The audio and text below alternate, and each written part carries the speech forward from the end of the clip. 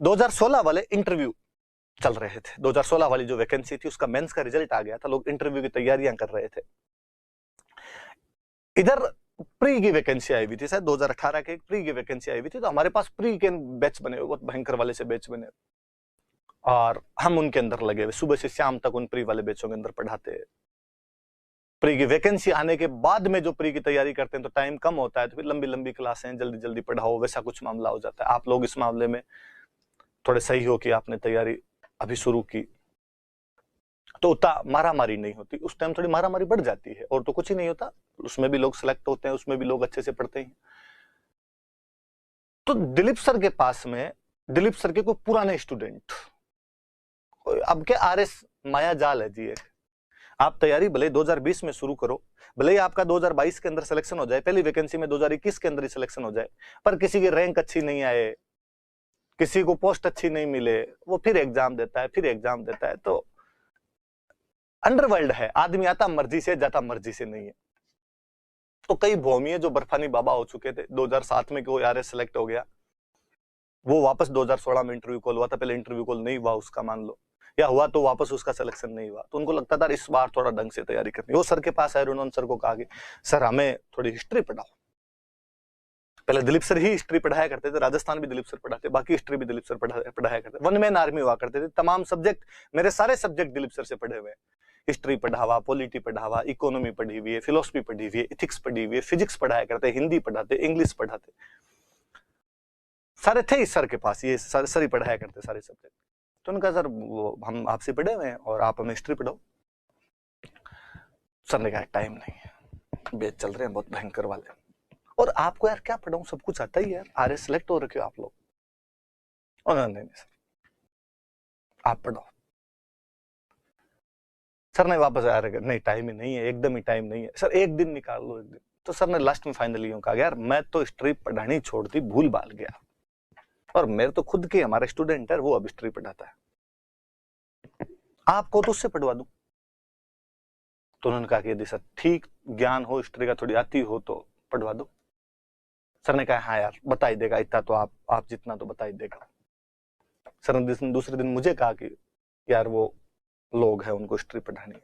मैंने सर को वापस कहा कि दो प्रॉब्लम है, एक तो अपने पास जगह ही नहीं है, अपने सब बेचों, सब रूम्स के अंदर वो चल रहे हैं, बैच चल रहे हैं, फिर मैं फ्री नहीं हूं, मैं 7 से 7 क्लास लेता हूं, पढ़ाएंगे कब। सर ने कहा हाँ यार ये बात सही है। सर ने उनको फोन किया कि यार वो जगह ही नहीं है, आपको पढ़ाएंगे कहाँ, आप 15-20 लोग तो हो कम से कम, पहले आप आए नहीं जब हमने इंटरव्यू का बैच चलाया तब लास्ट टाइम में आए आप। तो उन्होंने कहा सर जगह का हम जुगाड़ कर ले, तो हम कोई हॉल वॉल ले ले, वहां बैठ जाए, आपका बंदा वहां जाए। तो सर ने मुझे कहा यार अब इतना ही कह रहे हैं तो चले जाओ, अपने चले गए। सर को मैंने टाइम, सर ने कहा सुबह 7 से 9 वाली ये क्लास इसकी फ्री कर दो रे, मैनेजमेंट वालों का, नहीं 9 से 11, 9 से 11, 7 से 11, 7 से 11 फ्री कर दो इसको। मेरी जगह कोई टेस्ट लगा दिया, कोई दूसरे टीचर को भेज दिया, 11 बजे तू आ जाना, 4 घंटे में उनको बता देगा, वहां बता दो। मैं गया, उनमें से कुछ लोग मुझे जानते भी थे, दुआ सलाम हुई, 15-20 लोग सीधे बैठे हुए थे, अपने चेयर पे जाके बैठ गए। मैंने उन्हें कहा कि 4 घंटे का टाइम है, आपके बड़े बड़े जो भी प्रॉब्लम आती है वो क्वेश्चन मेरे से आप पूछ लो, जितने होंगे मैं उतना बताने को प्रयास कर लूंगा। इस तरह के जो भी कोई क्वेश्चन होते हैं कि अशोक महान था, अकबर महान था, अकबर महान था, प्रताप महान था, इनके सर क्या रिप्लाई देने हैं, इंटरव्यू में पूछ ले तो क्या बताना है, अपन ने सब बताया एकदम। और चूंकि मैं बहुत बड़ी जिम्मेदारी लेके गया था कि दिलीप सर ने अपनी जगह भेजा था, इसलिए मैं डर भी रहा था कि कहीं ये रिजेक्ट नहीं कर दे, नहीं कर देगा यार फर्जी, आगे 4 घंटे का टाइम खराब करके चला गया।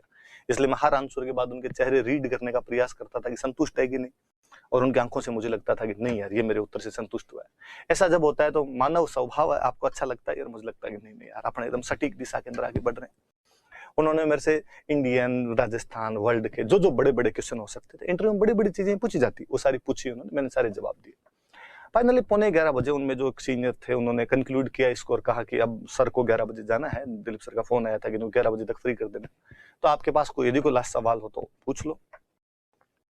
मेरे सामने पानी की बोतल ला के रख दी, तो अपने पानी वानी पिया गया, तो जाना ही है अपने को। उन्होंने कहा नहीं कोई सवाल नहीं, हो गए सर। अब उठने वाले ही थे, इतने में किसी लड़की ने हाथ खड़ा किया, वो भी सिलेक्ट हो रखे थे, पुराने को सीनियर थे। मगर जी जी पूछिए बताइए। सर बैटल ऑफ टेरेंट के बारे में आपका क्या कहना है?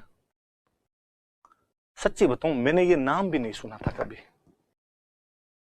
पर अब दिक्कत ये कि आप साफ साफ मना कर दो तो बेइज्जती, कि 4 घंटे तक तो बड़ी बड़ी बातें कर रहा था, ये है वो है, तेरे को ये भी नहीं आ रहा। तो भगवान बुद्ध एक बहुत अच्छा सा सिद्धांत दे के गए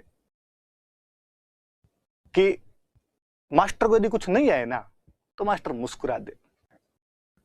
ये हंसी क्लास चलती है, ऑफलाइन क्लास चलती है, और कोई बच्चा ऐसा क्वेश्चन पूछ ले जो आपको नहीं आ रहा, और आपको बस यही नहीं आया। बच्चों को लगता है इतना इजी था कि सर मजाक उड़ा रहे हैं, कि तेरे को ये भी नहीं आता। बच्चा कहता नहीं नहीं सर आगे आगे आगे आगे आगे, तो बैठ जाओ। हालांकि मास्टर मन ही मन सोचता है कि आ गया तो मुझे भी बता देता कि अगली क्लास में तो पता चल जाए कुछ। और मैंने कहा battle of terrain, battle of terrain के बारे में तो क्या ही बताना है। हालांकि मुझे दूर दूर तक भी नहीं पता कि ये क्या है, उसमें कोई खास बात भी नहीं है। वापस क्वेश्चन किया, हाँ सर वैसे तो कोई खास बात नहीं, पर फिर भी थोड़ा आप एलिब्रेट कर दोगे तो ठीक रहेगा। मैं मन ही मन सोचूं कि सर एलिब्रेट कहां से कर दे, सर को नहीं आ रहा है। पर फिर मेरे को लगा कि यार यदि अपने को 30-40 सेकंड का टाइम मिले ना तो निकल के आ जाए, क्या पता हो अपने दिमाग में वो स्पॉन्टेनियस याद नहीं आ रहा हो अपने को, क्या करें। तो पानी वाली बोतल पड़ी थी, मैंने कहा अच्छा तो बैटल ऑफ टेरन बताना है, यूं करके पहले पानी वाली बोतल लेके पानी पिया ताकि लोगों को लगे वो पानी पी रहा है, पानी पी के बताएगा। अपने सोचे, और आप मानोगे नहीं, मैंने मेरे दिमाग को ग्रिल करके रख दिया था। Indian, ancient, medieval, modern, Rajasthan, world, मेरे दिमाग में जितने नोट्स किताबें थी एक सारी 30 सेकंड के अंदर उभर के आ गई। सारी किताबें कहे कि इस हार्ड डिस्क में बैटल ऑफ टेरन नहीं है। पानी भी पी लिया, नीचे वापस वापस रखे, क्या बोलूं अब मैंने वापस लास्ट रिप्लाई किया, मैं कहा हाँ धीरे धीरे बोलूं, क्या पता अपने दिमाग में जाए ये कोई क्लू दे दे, पर वो क्लू देने के लिए तैयार नहीं। हाँ तो क्या बताना था आपको, क्या पूछ रहे थे आप। मुझे लगा इस बार कोई आसपास का दूसरा नाम ले तो अपने को याद आए घटना, और मैं वापस कहा कि हाँ सर वही बैटल ऑफ टेरन के बारे में पूछना था और कुछ नहीं। मैंने कहा अच्छा तो वैसे भी क्या जानना है जैसे आपको बैटल ऑफ टेरन में। तो उनके मुंह से निकला कि सर वो पृथ्वीराज, मगर रुको वो अब रुक जा, अब मैं समझ गया।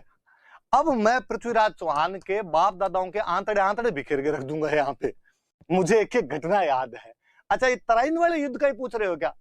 आना मुझे 15 मिनट बाद में था, पर मैंने उस दिन आधे घंटे तक उनको और तराइन के युद्ध की बात बताई, खुद को प्रूव करने के लिए कि नहीं अपने को आता है। क्लास के अंदर आया तो क्लास में बच्चे बोले सर 11:20 पर आए हो, क्लास तो 11 बजे शुरू होनी थी, आज तो लेट कर दिया। तो मैंने बच्चों को कहानी सुनाई कि आज तो यार मरते मरते बचे। नए लोगों में यूं बेइज्जती सी फील होती, अपने लोगों तो बेइज्जती फील नहीं होती। बता दें टाबरों क्या नहीं आ रहा था अपने को। तो मैंने कहा अरे आज तो यार मरवा दिया, इंग्लिश मीडियम वालों रहे तुम मुझे बताते क्यों नहीं रहे, इसको ऐसे कहते हैं, आज दिन तक नहीं बताया, मंगतों ने तुम्हारे चक्कर में मेरी बेइज्जती हो जाती, वहां पे पानी फिर जाता, सब कुछ मटिया मेट हो जाता। आज क्या बात हुई सर, क्या बात। फिर मैंने उनको बताया अरे यार इस तरह इनको टेरेन कहते हैं, मुझे तो पता ही नहीं था। तो बच्चे हंस लिए, थोड़ी देर हंसी मजाक सी हो गई, फिर हमने पढ़ाना शुरू कर दिया। आप सुनिए आगे की बात। उसी साल आईएएस का एग्जाम, मेंस का एग्जाम, हिस्ट्री का पेपर, इंग्लिश के अंदर लिखा हुआ write down the importance of battle of terrain. Hindi के अंदर लिखा हुआ टेरेन के युद्ध का महत्व बताइए। नहीं लिखा उसने तराइन, क्योंकि गूगल ट्रांसलेशन करता और उसने टेरेन को टेरेन लिख दिया। शाम को बच्चे मेरे पास आए, उन्होंने बोला सर थैंक यू। मुझे लगा क्यों, कि सर वो आपने दिन बताया था तराइन को टेरेन कहते हैं। हाँ तो आज हिंदी में भी टेरेन लिखा हुआ था। मुझे लगा मजाक की बात भी कई बार काम आती है। तो देख लो भाई इंग्लिश मीडियम वालों, मुझे अंग्रेजी आती है, मैंने आज आपको बता दिया कि इसको टेरेन कहते हैं। हिंदी मीडियम वालों तुम इस बात के लिए मुझे थैंक यू बोलना कि मैंने बता दिया कि कभी आपके आ जाए टेरेन तो आपके याद आए पूरा का पूरा टेरेन, सब का सब याद आ जाए कि इसके अंदर क्या बात थी क्या बात नहीं थी।